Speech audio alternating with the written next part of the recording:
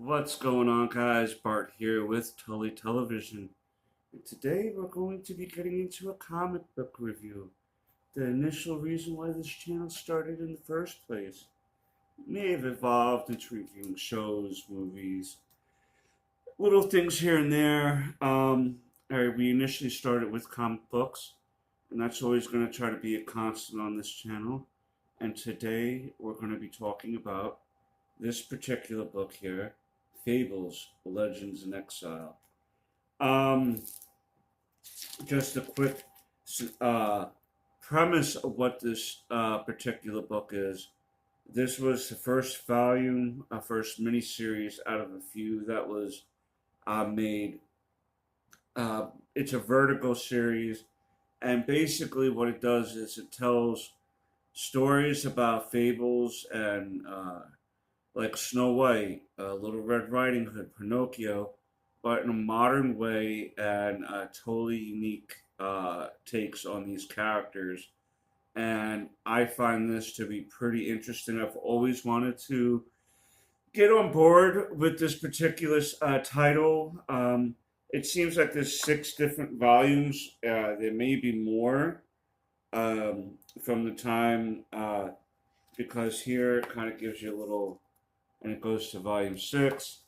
But I don't know if there's any more that was published uh, after this was published, so to speak.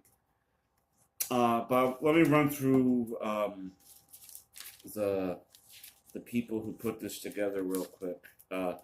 Bill Willingham is the writer for this. Alan Medina was the penciler. We have one colorist, Sherilyn Valkenburg, and two inkers, Steve Lealoa and Craig Hamilton.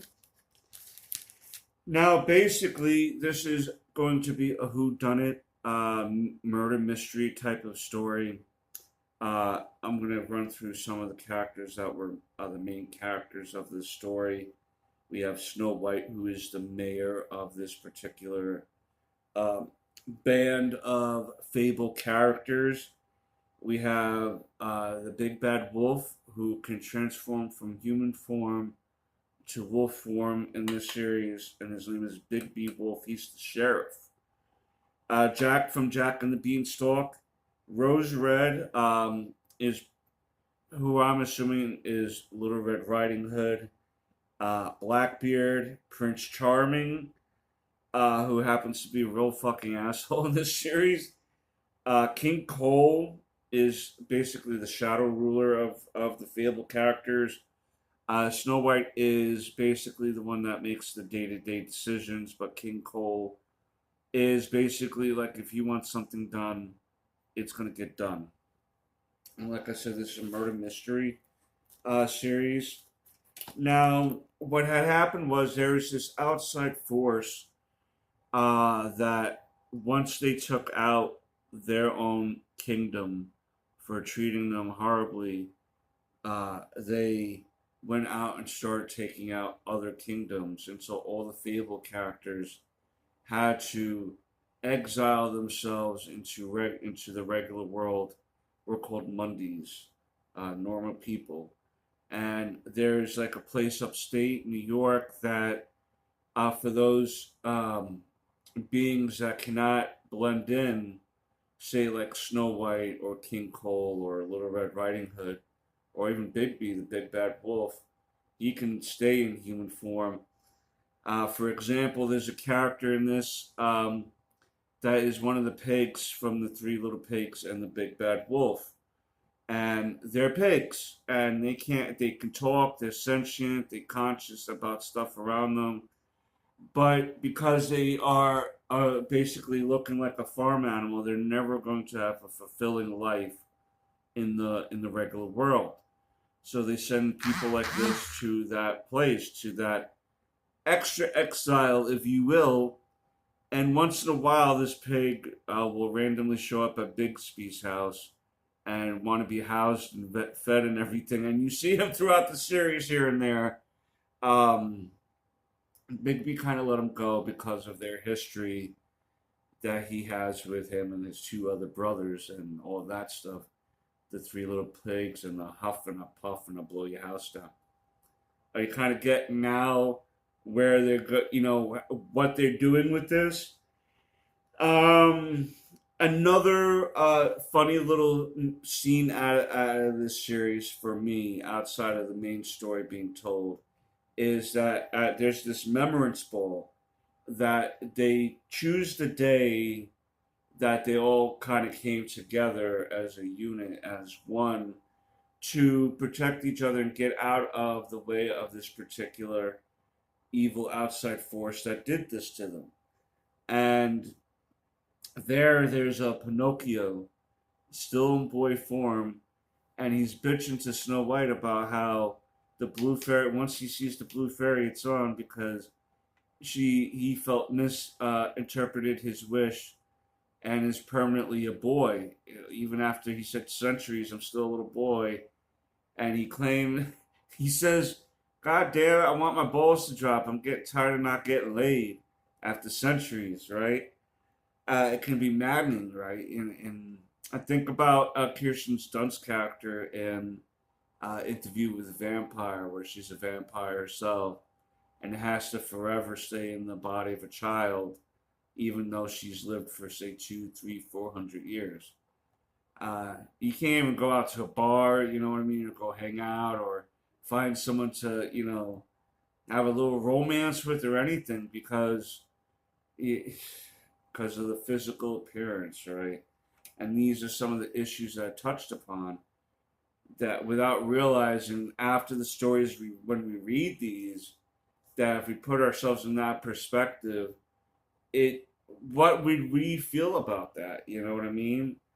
But like I said, the murder mystery is that um, Snow White's sister, right, Rose Red, um, her and Jack were together. Jack supposedly said that when he came home, there was blood everywhere, and Rose seems to have gone missing or appears to be dead. Now, throughout the series, we find out that Rose and Blackbeard had a secret arrangement to get married, um, and they will reveal their relationship at the Remembrance Ball. But she requested money from him, and then once she gets the money and that year wait is done, their relationship can come out. Even though she's been primarily with Jack this whole time, right? So she disappears. Jack's on the suspect list. Snow White's on the suspect list.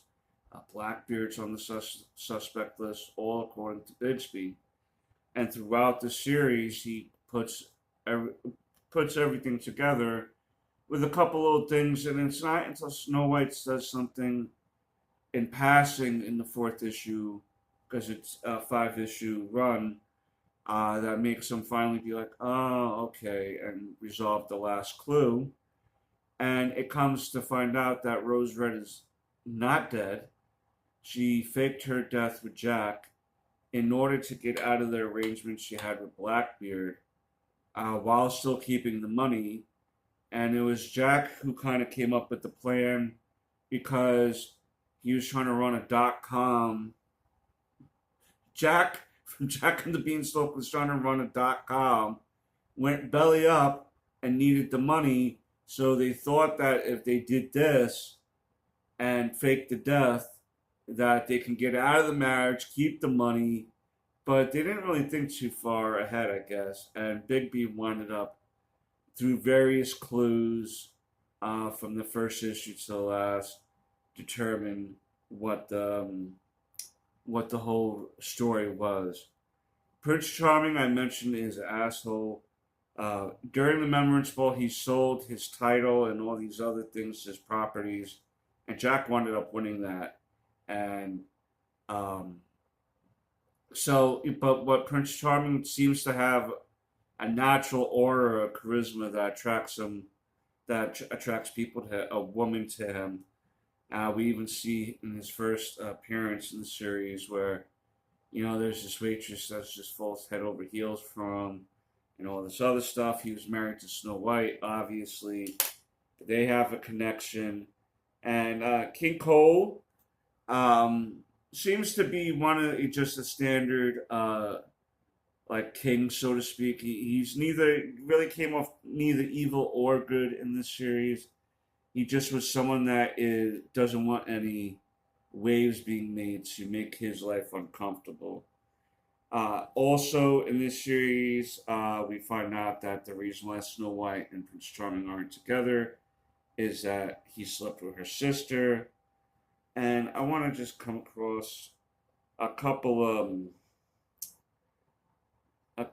of panels here that I thought were really just really done well. Here's a page here, a splash page here, where it shows kind of the carnage going on from these fabled kingdoms and towns being taken out. We see here Little Red Riding Hood, Jack. Um, this might be Geppetto. They didn't really say, but yeah, I just thought that this was here's a flying monkey from the Wizard of Oz, right? I just really think that this was really original. I don't know. I want to say original, but I thought this was a pretty good take on.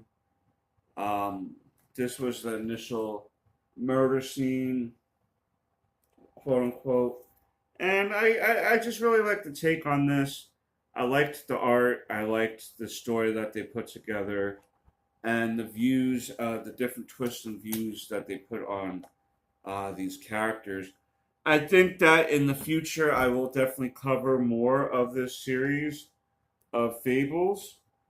The next volume, volume two, is entitled Animal Farm. Volume three is entitled Storybook Love.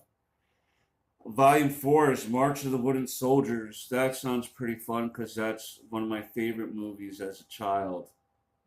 March of the Wooden Soldiers, the Laurel and Hardy version. Man, I still watch that to this day, even 30, 40 years later of when I first started watching it around Thanksgiving time or on Thanksgiving. So, yeah, still to this day, that one will be interesting, I think. The Mean Seasons and Homelands is volume 6, which may be that they go back home. I don't know, but we'll see. We are, like I said, going to cover this more. The art I thought was pretty good, man. Here's some more of the art. I just think that, you know, if you're looking for a unique twist on Fable characters set in a modern world, I think that you'll like this title here. Let me know down below what you think of this. If you read it, do you have any interest? It Either way, let me know down below. And thank you, as always, for tuning in to Tully Television. Without you guys, we can't go straight to the moon, baby. Until next time.